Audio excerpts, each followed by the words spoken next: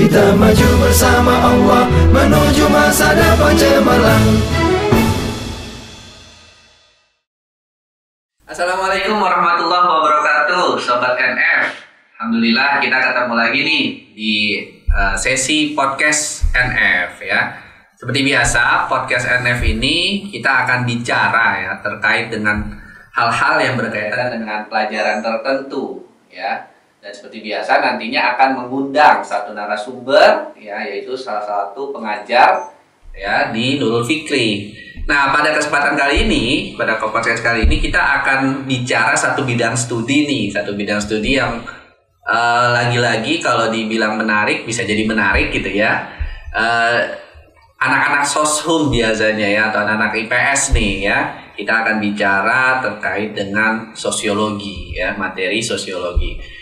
Tapi nggak akan kakak yang ngomong ya, karena kakak juga bukan expert ya di materi sosiologi gitu ya.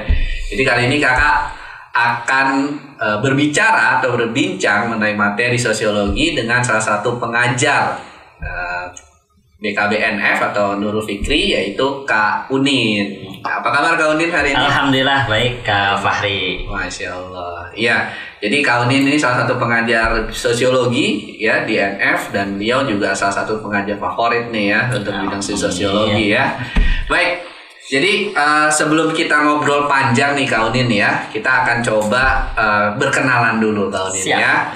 Jadi Kak Unin mau nanya dulu, kalau nama mungkin udah ya, bilang aja Kak Unin gitu ya. Kak Unin dulu kuliahnya di mana, jurusan apa? Lalu kalau boleh tahu nih, kenapa sih ngambil jurusan yang dulu Kak Unin itu kuliah gitu? Kenapa kira-kira? Silakan Kak Unin. Baik, terima kasih Kak Fahri, Sobat NF. Jadi dulu saya kuliah di Universitas Padjadjaran, Unpad Bandung. Jurusan yang saya pilih kebetulan waktu ujian tulis itu SNMPTN namanya dulu, itu jurusan sosiologi. Ya. Kalau ditanya alasan, sebenarnya nih agak panjang gitu ya ceritanya. Iya. Jadi alasannya banyak kok.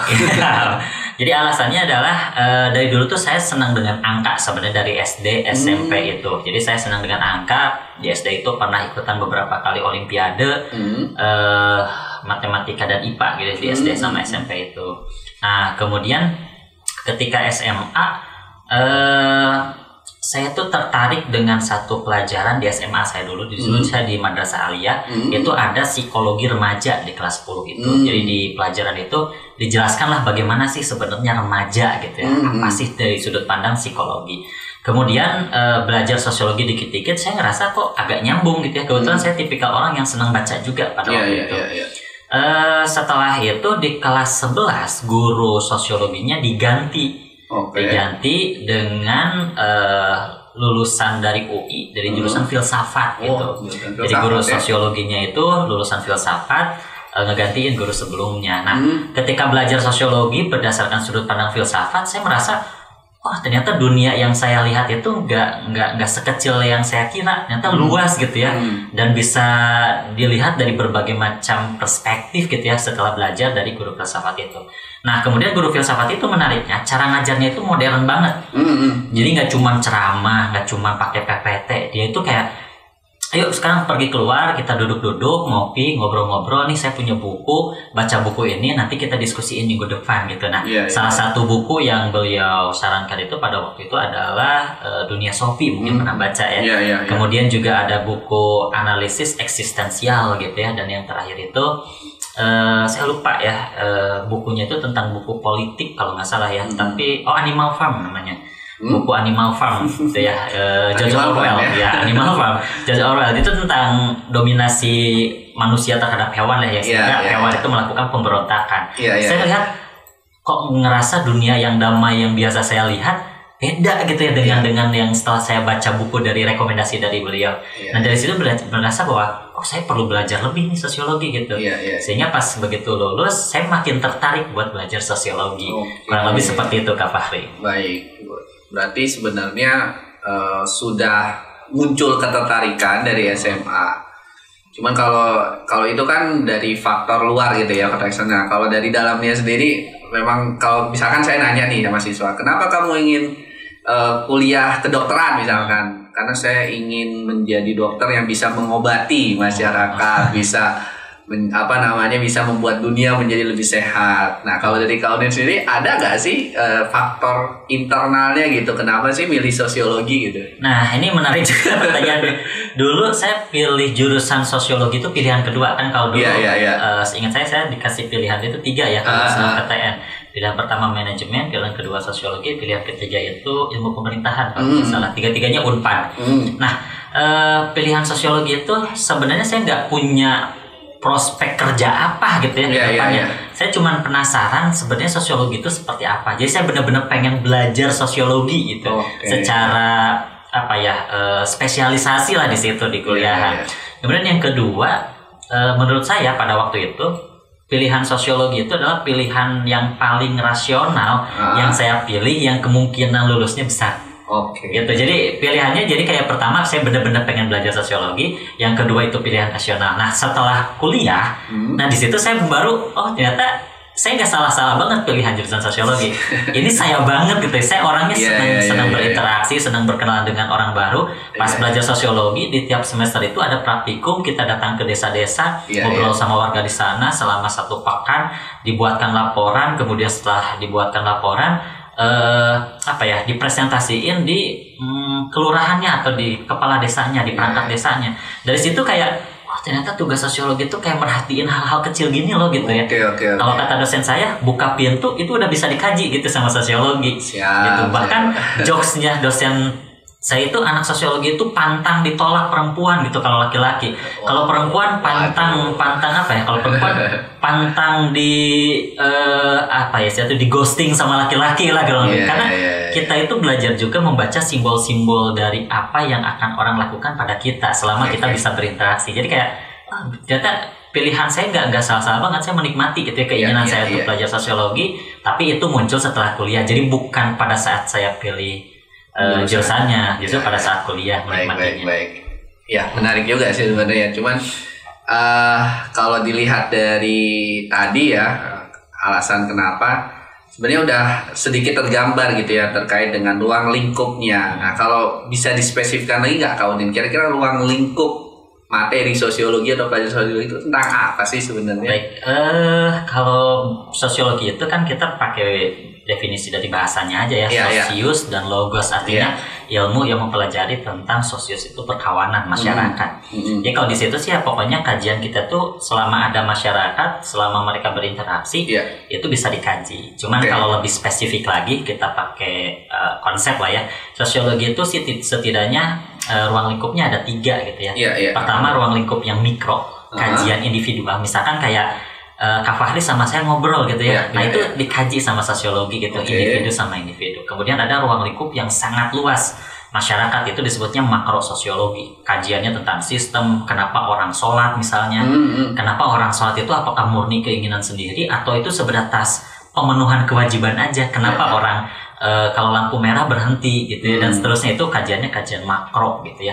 Nah kemudian irisan antara makro dan mikro itu ada yang disebut dengan kajian sosiologi meso.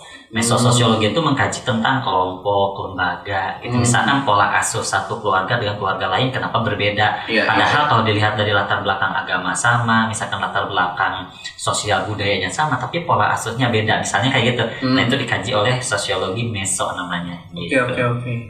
Iya. Berarti agak sedikit hubungan dengan psikologi juga, psikologi sosial terutama. Psikologi sosial ya. Baik, Kak Onin ya. Oke. Nah, kalau saya lihat ya, berarti kan kita melihat sosiologi itu ibaratnya ilmu yang tadi kalau kata Kak Onin kan tentang masyarakat ya, objeknya kan berarti masyarakat ya, betul. Nah sekarang nih ada satu fenomena nih Kak Onin ya, kita coba langsung tataran aplikatif aja nih ya Kak Onin ya. Jadi ada satu fenomena nih yang baru saja terjadi, mungkin adik-adik di sini atau sobat NF tahu nih ya. Jadi kan kemarin tuh lagi rame tuh SCBD gitu kan ya, terus ada Fashion Week-nya juga atau Fashion ini juga. Nah bisa nggak sih kalau kita lihat fenomena sosial yang kayak gitu itu dibahas dari segi sosiologinya gitu loh, itu gimana gitu Kak Onin? Ini menarik ya, karena fenomena ini baru rame akhir-akhir ini ya. Iya. Jadi Citayam Fashion Week ya kalau kita baca di berita-berita itu menarik. Menariknya kenapa? Karena fenomena ini melihat bagaimana anak-anak muda suburban gitu ya, kemudian mampu menampilkan, mampu mendobrak struktur yang sudah mapan di perkotaan gitu. Jadi kalau saya lihat sih sebenarnya Citayam Fashion Week atau SCBD selentingnya apa sih? Selentingannya itu adalah bukan Sudirman Central Business Park apa? Iya. SCBD itu banyak selentingannya ya. Siapa? Sudirman, Citayam ya. Citayam, Bojonggede, dan Depok. Itu apa selentingan-selentingan. Iya. Sebenarnya kan kalau dilihat dari akar apa ya? Kalau dilihat dari fenomena sebelumnya, fenomena street fashion ini kan udah berjalan lama ya. Kalau saya pernah nelusuri itu di tahun 1830-an udah ada di Jepang gitu ya. Mungkin pernah kita sering ya dengar kata istilah cosplay, harajuku gitu ya. Wibu. Pasti ngarahnya ke sana ya. Karena fenomena ini di Eropa, di Amerika juga banyak gitu. Iya. Dan kalau karena saya orang Bandung, di Bandung pun ramai cosplaynya apalagi di akhir pekan gitu. Iya. Cuman yang mencuat gitu ya di permukaan itu adalah SCBD ini. Menariknya di SCBD ini adalah Jakarta itu kan dianggap sebagai kota yang kaku ya, kota orang-orang cari duit kesannya. Jadi kalau orang kerja di Jakarta harus punya kemampuan, harus punya skill yang dibutuhkan di Jakarta. Sehingga kesan SCBD itu apalagi di sana Central Business itu adalah orang-orang yang kaku, berjas, berdasi, kemudian pakai kemeja gitu ya, dan itu dibantah gitu ya dengan orang-orang suburban. Di mana orang-orang suburban ini mereka mungkin dari skill ini tidak memiliki skill yang dibutuhkan di dunia industri yang ada di Jakarta. Jadi kayak ada dua struktur yang berbeda nih bertemu gitu. Nah di sosiologi gitu ya, ketika muncul struktur baru yang ini berlawanan dengan struktur lama itu disebutnya budaya tanding, culture gitu ya. Jadi budaya tanding, mereka ingin menunjukkan bahwa ruang publik yang ada di Jakarta ini milik bersama. Gak cuman orang-orang yang kerja di sana aja. Saya pun orang luar Jakarta ya pengen ngerasain gimana Sudirman, dan gak harus berdasi, gak harus kerja di sana kan gitu ya. Nah di situ jadi memang ada banyak sudut pandang ya tentang itu. Salah satunya adalah tentang budaya tanding tadi. Gitu. Jadi di sosiologi itu setidaknya banyak perspektif untuk melihat fenomena itu. Misalkan perspektif budaya yang tadi saya jelaskan, atau misalkan kita lihat dari perspektif interaksionisme simbolik. Bagaimana remaja saat ini itu membentuk simbol-simbol yang mungkin agak sulit dipahami oleh kita. Kalau Kak Fahri pernah ngobrol atau Sobat NF pernah ngobrol dengan orang-orang tua, kita tuh agak sulit menerjemahkan maunya orang tua itu apa. Karena memang simbol mereka dengan kita udah beda gitu. Beda generasi. Betul, beda generasi, beda simbol, dan setiap generasi itu mengembangkan simbol-simbol yang akan sulit dipahami oleh generasi lainnya. Betul. Makanya ada istilah generasi X, Y, seterusnya. Karena memang masing-masing generasi punya simbolnya sendiri yang hanya orang-orang itu aja yang ngerti. Termasuk ketika memahami Citayam Fashion Week ini, hanya mereka yang menikmati. Kita sebagai orang luar melihatnya, ya ini cuma ajang unjuk diri, tapi bagi mereka bukan cuma ajang unjuk diri. Mereka ingin menunjukkan bahwa mereka ini adalah orang yang kreatif, mereka adalah orang yang inovatif, meskipun dalam segala keterbatasannya. Atau dalam istilah sosiologi disebutnya subversif perkotaan. Jadi itu istilahnya kayak, meskipun saya nggak punya skill yang dibutuhkan di perkotaan, tapi saya orang kreatif. Dengan adanya media sosial, saya bisa berkembang jauh daripada orang-orang yang formal umumnya. Gitu. Itu kayak semacam secara simbol, lu bisa nyari kerja dengan cara berdasi, gue bisa nyari uang dengan cara seperti ini gitu. Kayak ayo adu-aduan lah gitu, adu-aduan kreatif gitu, kayak yang dilihat tuh seperti itu. Oke, menarik ini ya berarti. Ternyata dari yang mungkin kalau bagi orang umum, orang awam menganggap apaan sih gitu kan ya, apaan sih, dalam tanda kutip mungkin ada yang bilang wah norak nih gitu kan. Tapi ternyata itu sebenarnya cara untuk menunjukkan eksistensi juga kali ya. Dan itu ternyata nggak boleh kita sikapi dengan negatif juga kali ya. Karena kan biasanya kalau nggak tahu, mungkin Sobat NF juga gitu kali ya. Wah norak nih gitu kan, apaan sih gitu kan. Tapi ternyata itu punya nilai tersendiri gitu ya. Apalagi gini Kak Fahri, dengan adanya perkembangan media sosial yang pesat, pernah nggak sih dulu kita berpikir bahwa kerja itu nggak harus kantoran? bagi angkatan saya nggak pernah bisa Ya, berpikir betul. kerja di luar kantoran ya. Betul, Jadi betul. gitu, pokoknya pikiran saya dulu orang yang keren itu adalah orang yang kerja kantoran. Iya, iya. Tapi dengan ada perkembangan media massa, coba anak-anak SD sekarang, mungkin sobat-sobat NF juga tanya gitu ya, mau jadi apa gitu. Beberapa kali saya pernah nanya anak SD, Dek, nanti kalau udah besar mau jadi apa? Oh, kayak saya mau jadi YouTuber. Nah, betul. Karena dulu saya nggak pernah Betul, kepikiran dia untuk hal itu. betul, kau ini. Ada juga yang bilang, oh kak, saya pengen jadi selebgram. Itu kan kayak ada profesi-profesi baru dengan perkembangan teknologi, perkembangan Iya, media iya. massa yang bisa dinikmati oleh orang-orang yang bahkan tidak punya pendidikan tinggi. Iya, betul sekali. Ya kan? Nah, itu hal yang ditunjukkan di Citayam Fashion Week itu juga kayak meskipun saya nggak bisa masuk TV, tapi saya bisa masuk TV lewat handphone saya. Iya. Saya bisa dikenal orang lewat handphone Iya, saya. karena jadi viral gitu. Nah, gitu. Jadi kayak banyak kayak sektor-sektor formal ini udah mulai mendapatkan perlawanan lah ya dari orang-orang yang bisa masuk ke sektor informal gitu. Kayak kita kenal selebgram di Instagram, bahkan sekarang di TikTok juga udah mulai TikTok, banyak kan betul. digunakan. Itu kayak oh ternyata dunia yang sekarang itu benar-benar kayak orang menggunakan teknologi bukan hanya untuk komunikasi, tapi orang menggunakan teknologi sebagai pertukaran simbol, sebagai menunjukkan bahwa generasi mereka itu bisa jauh lebih beradaptasi daripada generasi kita. Gitu. Wah, ini kalau dibahas ini bisa 2 jam sendiri Wah. sebenarnya. Panjang ya, Panjang bisa banget. masuk teori banyak tuh ya. Iya. Teori media sosial juga mungkin bisa tuh ya, Apalagi komunikasi di gitu. sosiologi komunikasi. Nah, begitu ya. Kemudian juga kalau kita kaji tentang, kalau di sosiologi itu ada teori yang sekarang postmodern, itu tentang hyperrealitas gitu ya.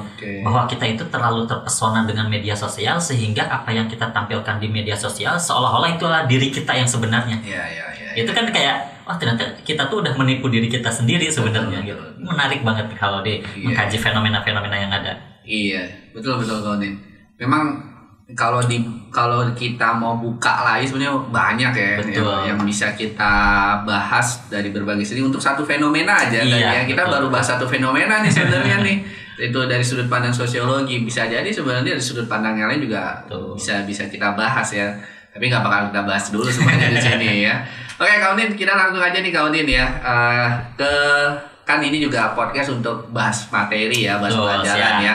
Coba deh Kaunin, sekarang kita coba bahas mungkin 1 atau 2 soal kali ya, sosiologi gitu ya, yang menarik gitu, yang mungkin bisa jadi semacam pemahaman juga buat Sobat NF terkait dengan soal-soal sosiologi. Silakan Kaunin coba. Baik, mungkin nanti Sobat NF bisa baca juga soalnya ya. Ini jadi untuk membahas soal ini saya nggak pengen ambil dari soal buatan sendiri ya, karena orang-orang guru-guru di NF khususnya pengembang di NF itu kan bisa bikin soal sendiri yang digunakan untuk siswa, dan pendekatannya adalah pendekatan dari soal yang banyak muncul di UTBK ataupun lainnya. Jadi saya ini ngambil soal asli dari SBMPTN 2013 kodenya 141.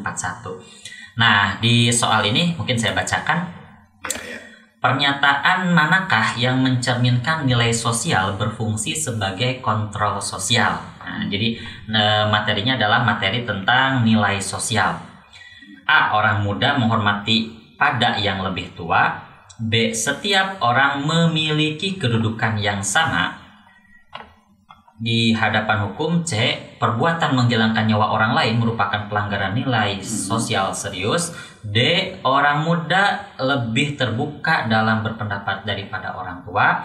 E. Perempuan tidak pantas keluar pada malam hari. Nah, soalnya seperti itu. Jadi ini soal asli ya. Jadi saya nggak, kalau untuk Sobat NF supaya bisa gimana sih sebenarnya kalau terutama yang pengen masuk masuk di ujian UTBK atau di SBMPTN gitu ya. Ini salah satu soal yang banyak muncul kalau di sosiologi itu. Kuadrannya masuk ke kuadran 2. Jadi banyak muncul cuman masih dianggap kuadran 3 sebenarnya ya. Jadi jarang muncul tapi dianggap mudah. Jadi soal ini termasuk soal yang mudah sebenarnya, tapi mudahnya di IPS itu kan relatif ya. Orang bisa meracik soal itu yang mudah jadi susah gitu. Yang susah juga jadi mudah. Nah, kalau menurut Kak Fahri nih ya, coba dulu kita coba. Kira-kira jawabannya apa menurut Kak Fahri? Bentar. Nilai sosial berfungsi sebagai kontrol sosial. Oke.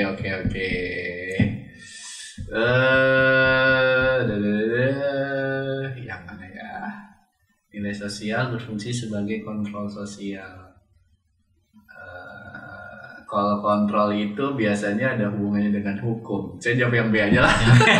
Ya, baik. Jadi untuk menjawab soal ini, betul kata Kak Fahri bahwa untuk belajar sesuatu itu adalah kita harus memahami materinya dulu kan ya. Jadi pertama untuk jawab soal ini kita harus memahami apa sih pengertian dari nilai ya. Jadi nilai itu adalah sesuatu yang dianggap pantas, tidak pantas, baik atau buruk itu dari sebuah perilaku, dan nilai itu sebenarnya tidak memiliki hukum.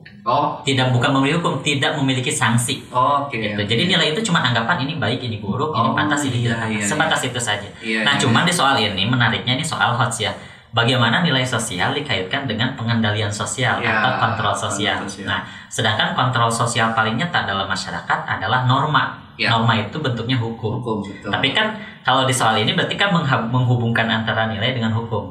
Cuman kalau kita baca dengan baik, dengan pahami dengan betul-betul, nilai ini bagaimana kemudian menjadi kontrol bagi masyarakat, gitu ya. Ibaratnya kayak kalau kita ke sekolah kan pakai pakaiannya juga rapih ya. Boleh nggak pakai pakaian yang tidak rapih? Boleh-boleh aja sebenarnya. Cuman kayak nggak pantas aja ya.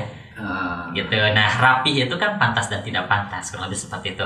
Jadi dari sini pertama nilai itu tadi kan anggapan baik buruk, pantas tidak pantas ya Kak Fahri ya. Nah, kemudian menjadi kontrol, menjadi kayak semacam pengendalian bagi diri kita untuk melakukan dan tidak melakukan sesuatu. Nah, kalau kita lihat opsinya, kita lihat orang muda menghormati pada yang lebih tua. Nah, kalau orang muda menghormati pada orang yang lebih tua itu sebatas nilai saja. Itu nilai saja. Nah, kemudian kalaupun nilainya terlihat tentang nilai penghormatan gitu ya, jadi belum ada pengendaliannya. Betul. Ya, kalau yang B, setiap orang memiliki kedudukan yang sama di hadapan hukum. Ini disebutnya universalitas. Jadi artinya hukum itu berlaku untuk semua. Tapi hukum itu kan balik ke norma tadi. Jadi sayang sekali Kak Fahri bukan jawabannya gitu. Jadi yang B ini lebih mengarah pada bagaimana norma di hadapan masyarakat atau bagaimana masyarakat di hadapan norma. Kalau yang C, perbuatan menghilangkan nyawa orang lain merupakan pelanggaran nilai sosial serius. Nah, kalau udah perbuatan menghilangkan nyawa ini kan udah termasuknya kriminalitas. Kriminalitas itu udah masuk pengendalian di ranah norma. Gitu, di ranah norma bukan di ranah nilainya. Nilai dan norma itu memang sering berkaitan tapi mana yang akan digunakan gitu kan ya, tatanan aplikatifnya adalah norma. Kalau yang D, orang muda lebih terbuka dalam berpendapat daripada orang tua. Ini termasuk bentrokan generasi yang tadi kita jelaskan bentrokan generasi mengenai nilai keterbukaan gitu. Ini masih tentang nilai tapi belum ada tentang pengendaliannya. Pengendalian itu orang yang ketika melakukan dan tidak melakukan ada alasannya, ada dasarnya. Nah, kita lihat yang perempuan tidak pantas keluar pada malam hari. Nggak ada norma sih, tapi ada nilai di sini. Pantas dan tidak pantas. Perempuan tidak pantas. Boleh nggak keluar malam hari perempuan? Boleh. Tapi ada pandangan sebagian masyarakat perempuan keluar di malam hari itu tidak pantas. Nah, karena tidak pantas, akhirnya kayak perempuan itu rata-rata pada zaman dulu atau di masyarakat tradisional itu maghrib itu udah pasti di rumah. Paham. Bukan karena tidak boleh orang tua, tapi ada nilai yang mengatur mereka. Khawatir malah dianggap perempuan yang tidak baik dan seterusnya. Betul. Gitu, itu masuk ke nilai, bagaimana nilai itu kemudian bisa mengontrol perilaku kita. Termasuk mungkin Sobat NF kalau ditanya nih, saya itu pengen dianggap orang baik atau pengen dianggap orang jahat? Ya jawabannya rata-rata pengen dianggap orang baik. Perilakunya kayak gimana ya? Ikutin perilaku yang baik juga. Itu kan anggapannya, sehingga perilaku kita diarahkan untuk hal-hal baik aja. Bagaimana nilai itu kemudian mengontrol atau mengendalikan perilaku kita. Gitu, ini salah satu soalnya Kak Fahri. Berarti ini jawabannya apa? Jawabannya siap. Narik. Ada lagi nggak kau Din? Satu lagi nih ya. Mungkin ini soalnya gampang banget. Ini masuk kuadran 1. Jadi soal yang sering muncul dan rata-rata orang bisa menjawab soal ini. Saya belum tentu bisa sih. Kan tadi Kak Fahri udah jelas kan, saya bukan ahlinya kan. Tadi Kak Fahri di awal udah disclaimer, saya bukan ahlinya. Mobilitas sosial pada masyarakat modern cenderung dinamis karena masyarakatnya. Kan sederhana aja sebenarnya. Mobilitas itu apa? Mobilitas itu adalah perpindahan status dalam masyarakat. Nah, berarti kalau ada masyarakat modern, berarti ada masyarakat tradisional. Dan ini dua masyarakat yang berbeda dalam hal mobilitas, nilai, dan norma seterusnya. Nah, opsinya apa saja? Ini SBMPTN 2017 ya. A. Bersikap apatis. B. Memiliki tingkat individu yang tinggi. C. Harus memiliki keahlian. D. Menghargai etika kehidupan. E. Senang berkonflik. Nah, kalau dilihat dari opsinya, kita berarti tinggal bedakannya bukan di mobilitasnya, tapi bagaimana masyarakat modern dan masyarakat tradisional. Kita tahu kalau masyarakat modern ini kan masyarakat yang heterogen, masyarakat yang bermacam-macam sehingga tingkat persaingannya tinggi. Sedangkan kalau masyarakat tradisional, masyarakat yang homogen. Yang nggak terlalu banyak perbedaan. Jadi kayak saya lulus sekolah udah tahu mau jadi apa gitu. Kalau di pedesaan atau di masyarakat tradisional. Tapi kalau di masyarakat perkotaan, saya setelah lulus harus bisa apa? Makanya ketika ada pertanyaan harus bisa apa, sehingga mendorong orang itu pengen meraih posisi-posisi tertentu dengan kemampuan-kemampuan tertentu yang harus dikuasai terlebih dahulu. Makanya orang yang kalau di perkotaan itu kemampuannya tidak berkembang, udah pasti terlindas sama orang lain yang lebih berkembang. Ibaratnya sekarang aja udah banyak ilmu-ilmu baru tentang pengolahan data. Saya dulu pengolahan data tuhnya SPSS itu. Sekarang ternyata keren banget gitu pengolahan data itu udah pakai coding gitu ya, udah pakai Python dan segala macam. Ternyata saya udah terlambat untuk belajar, tapi tidak terlambat untuk memulai gitu akhirnya. Betul. Nah, kemudian dari situ, oh ternyata di masyarakat perkotaan kalau kita lihat opsinya, kenapa mobilitasnya sangat tinggi? Karena memang ada kemampuan yang harus dicapai, ada keahlian yang harus dikuasai supaya tidak terlindas orang lain. Berhenti sedikit di Jakarta, misalkan ya karena kita tinggal di Jakarta, Kapahari ya, berhenti belajar sedikit, ada orang lain yang pasti ngegantiin kita. Nah gitu, jadi kenapa mobilitas sosial pada masyarakat modern, kalau kita kaitkan Jakarta lah salah satunya, atau mungkin masyarakat di kota-kota lain juga sama, cenderung dinamis, karena memang orang-orangnya dituntut punya keahlian gitu. Jadi kalau kita lihat opsinya, yang C yang lebih tepat gitu, harus memiliki keahlian. Karena kalau keahliannya ada yang lebih bagus, udah pasti deh kita digantikan gitu. Wah, menarik nih ya, Sobat NF sekalian. Jadi dua soal yang sebenarnya kalau dilihat kita bahas lebih panjang juga bisa nih ya. Bisa banget. Banyak teori ya. Ya, kalau ini sebenarnya banyak sih yang mau saya tanyain lagi, tapi kita mungkin harus sedikit menyudahi ya, karena kita nantilah insya Allah akan ada seri-seri berikutnya gitu ya.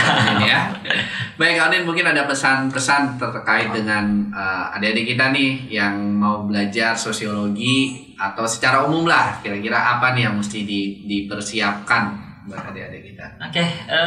Sebenarnya belajar sosiologi itu belajar untuk menikmati fenomena sosial gitu. Jadi semakin teman-teman punya rasa penasaran tinggi gitu ya terhadap fenomena, itu sebenarnya teman-teman secara tidak langsung belajar sedikit demi sedikit konsep-konsep sosiologi. Jadi tips dari saya belajar sosiologi adalah yang pertama, kenali dulu konsepnya. Kenali konsepnya. Yang kedua, coba praktekkan ke dalam fenomena yang ada. Kita coba baca fenomena yang ada berdasarkan konsep. Kayak semacam kita membuktikan benar nggak sih konsep sosiologi itu. Jadi kayak kalau misalkan kita belajar kimia, benar nggak sih kalau misalkan zat atau unsur kimia tertentu dicampur unsur kimia lain, reaksinya bakal jadi A. Itu kan perlu praktek ya. Nah, kalau di sosiologi, teman-teman ketika baca fenomena, misalnya baca konsep sosiologi, konflik sosial itu disebabkan oleh 4 hal menurut Suryono Sukanto. Perbedaan individu, kepentingan, budaya, dan perubahan sosial. Benar nggak sih gitu ya, kalau perbedaan individu bisa menghasilkan konflik? Mau dipraktekin silahkan, tapi saya tidak menyarankan gitu. Kalau kita pengen lihat aja bisa gitu, lihat fenomena yang ada, dilihat penyebabnya apa, itu udah ketahuan. Bahkan kalau di berita-berita itu, ya pasti ada yang nyebutin gitu ya. Ini permasalahannya karena A, karena B, karena C, bisa dibuktikan. Cuman memang tantangan belajar sosiologi adalah kita harus banyak baca. Mungkin ke sosiologi ya, hampir semua pelajaran kayaknya baca itu, kemampuan literasi itu udah kayak jadi satu hal yang wajib ya Pak Fahri. Jadi emang belajar sosiologi itu belajar baca buku sih akhirnya. Kita belajar baca buku lagi. Gitu Pak Fahri. Baik. Ya, sebenarnya itu ya Kaunin ya. Jadi mudah-mudahan kita bisa ngobrol-ngobrol lagi ya di lain kesempatan. Kita bisa banyak lagi bahas tentang sosiologi gitu kan. Ini satu pelajaran yang menarik juga gitu ya. Tapi tenang saja adik-adik semua, Sobat NF, kita akan bahas insya Allah semua pelajaran gitu ya Kaunin ya. Oke, itu saja ya adik-adik. Mudah-mudahan kita bisa ketemu lagi di lain kesempatan. Dari kami ucapkan terima kasih. Assalamualaikum warahmatullahi wabarakatuh. Waalaikumsalam warahmatullahi wabarakatuh. Kita maju bersama Allah menuju masa depan cemerlang.